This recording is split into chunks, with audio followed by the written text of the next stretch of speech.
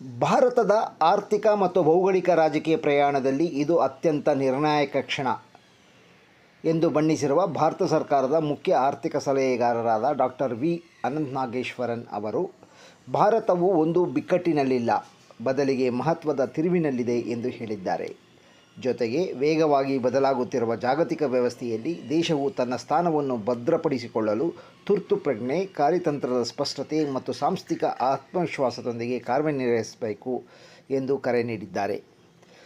ಬೆಂಗಳೂರಿನಲ್ಲಿ ನಡೆದ PAN IIT ಹಳೆಯ ವಿದ್ಯಾರ್ಥಿಗಳ ಸಮಾವೇಶ 2026ರ ಉದ್ಘಾಟನಾ ಸಮಾರಂಭದಲ್ಲಿ ದಿಕ್ಸೂಚಿ ಭಾಷಣ ಮಾಡಿದ ಅವರು, ನೀತಿ ನಿರೂಪಕರು, ತಂತ್ರಜ್ಞರು, ಉದ್ಯಮಿಗಳು, ಹೂಡಿಕೆದಾರರು ಮತ್ತು ಉದ್ಯಮ ರಂಗದ ನಾಯಕರನ್ನು ಉದ್ದೇಶಿಸಿ ಮಾತನಾಡಿದರು.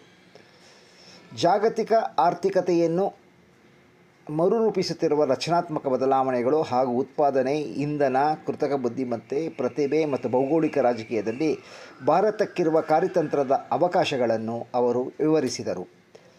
ಬೆಂಗಳೂರಿನಲ್ಲಿ ಆಯೋಜಿಸಲಾಗಿದ್ದ ಪ್ಯಾನ್ ಐಐಟಿ ಬೆಂಗಳೂರು ಶೃಂಗಸಭೆ 2026ನ್ನು ಕರ್ನಾಟಕ ಗೌರವಾನ್ವಿತ ರಾಜ್ಯಪಾಲರಾದ ಶ್ರೀ ತಾವರ್ಚಂದ್ ಗೆಹ್ಲೋಟ್ ಅವರು ಉದ್ಘಾಟಿಸಿದರು.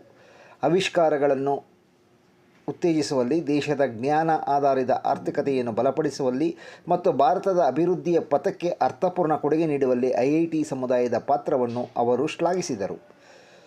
ಈ ಕಾರ್ಯಕ್ರಮವು ಕೃತಕ ಬುದ್ಧಿಮತ್ತೆ, ಆವಿಷ್ಕಾರ, ನವೋದ್ಯಮಗಳು ಮತ್ತು ಭಾರತದ ಭವಿಷ್ಯದ ಕುರಿತು ಅರ್ಥಪೂರ್ಣ ಚರ್ಚೆಗಳಾಗಿ ನಾಯಕರು, ಉದ್ಯಮಿಗಳು, ತಂತ್ರಜ್ಞರು ಮತ್ತು ಐಐಟಿ ಹಳೆಯ ವಿದ್ಯಾರ್ಥಿಗಳನ್ನು ಒಂದೇ ವೇದಿಕೆಗೆ ತಂದಿತು.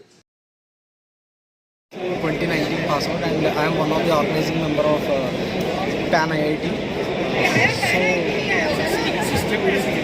So here in this PAN IIT event we bring all the IIT alumni throughout the country and the professionals, founders and the students under one roof, and this event is quite successful. We are happy.